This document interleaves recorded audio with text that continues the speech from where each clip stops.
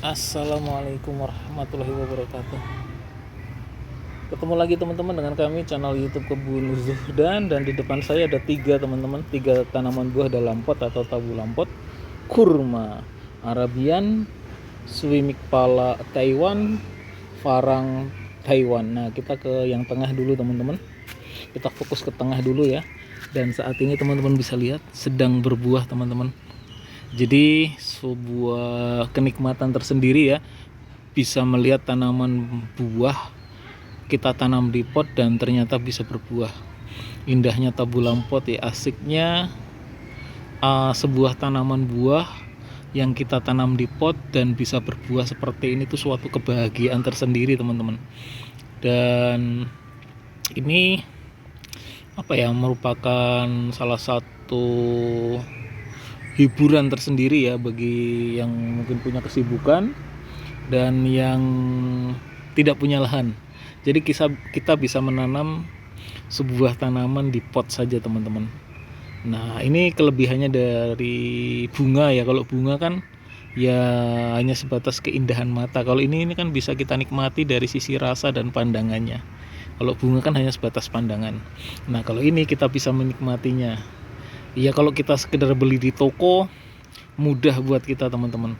Tapi kalau ini ada hasil jerih payah kita, hasil nanam, kebahagiaannya tidak bisa ternilai dengan uang teman-teman. Luar biasa ya. Nah, inilah salah satu seni estetika dari tanaman buah dalam pot atau tabu lampot. Tabu lampot jambu Swimik pala atau new jambu kristal teman-teman, varian baru setelah jambu kristal ya. Dan tentu pasti lebih bagus ya kalau varian baru itu, karena treatment perlakuan pasti namanya yang baru-baru itu pasti ya lebih dimanjakan. Dan hasilnya seperti ini pembibitannya cangkok. Begitu pokoknya kalau kita pindah ke pot hasilnya akan jauh lebih baik, terutama potnya yang besar, medianya banyak. Dan ini potnya 50 teman-teman ya. Teman-teman bisa lihat, cantik sekali, dan ini sepertinya bisa besar lagi teman-teman.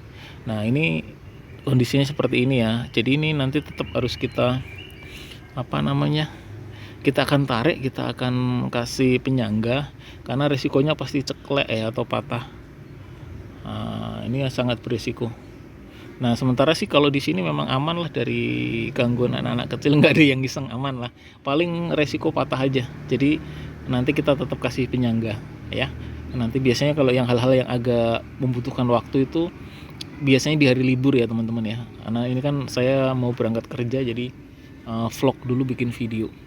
Oke, nah saya coba bantu lihat dari sisi yang lain. Ternyata buahnya itu terap-terapan atau silih berganti atau sambung menyambung. Dan ini yang paling besar, kita lihat apakah ada yang mengenjak. Nah, ini sekelereng, ini berbunga, ini sekelereng, ini berbunga, ini berbunga, ini berbunga, ini sekelereng, ini berbunga.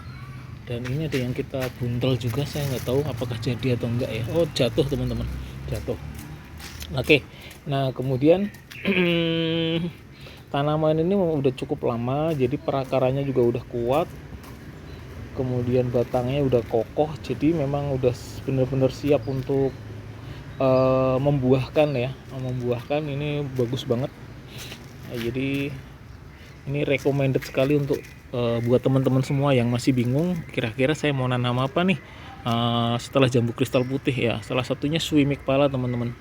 Swimik pala ini salah satu varian terbaik ya, apalagi ditanam di tanah tanpa perawatan, tinggal kasih pupuk, buang tunas air, ranting susu, udah pasti panen. Nah, ini juga ada sebuah tunas yang memalang ya, ranting baru. Nah, ini agak beresiko karena pasti nabrak ini. Nah, kita menghindari percabangan yang seperti ini. Jadi usahakan nanti tidak ada ranting yang seperti ini. Jadi harus kita musnahkan. Bismillah. Nah, seperti itu teman-teman. Oke ya, jadi tidak ada tunas yang satu arah, yang saling simpang, yang saling bersentuhan ya, karena itu nanti akan menyebabkan mengurangi keindahan dari tanaman tersebut. Kemudian bisa juga menyebabkan timbulnya atau rumah buat hama.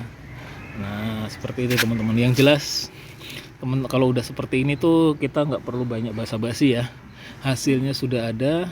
Nah, yang jadi pertanyaan bibitnya, media tanamnya, perawatannya, nggak jauh dari itu. Bibitnya cangkok, nyari bibit yang unggul yang terpercaya. Nah, kemudian media tanamnya ya sama sih, sekam, tanah dan pupuk ya. Saya masihnya pakai pupuk, andalan saya pupuk kandang ya. Nanti ada lagi pertanyaannya, skemanya berapa 1-1-1. Nah, saya tanahnya saya sedikit aja, berarti 2-2-1, pupuk kandang, sekam, dan tanahnya satu saja. Atau kalau yang lainnya misalkan satu karung ya berarti tanahnya setengahnya aja. Nah gitu teman-teman.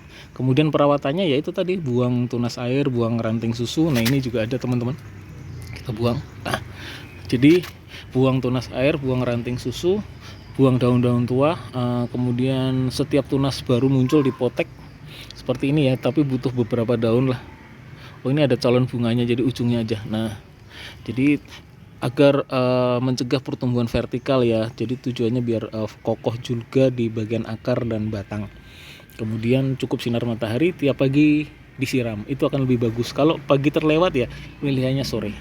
Nah, nanti kita jelaskan baik dari bibitnya, baik dari media tanamnya, baik dari perawatannya. Oke teman-teman ya, gitu aja.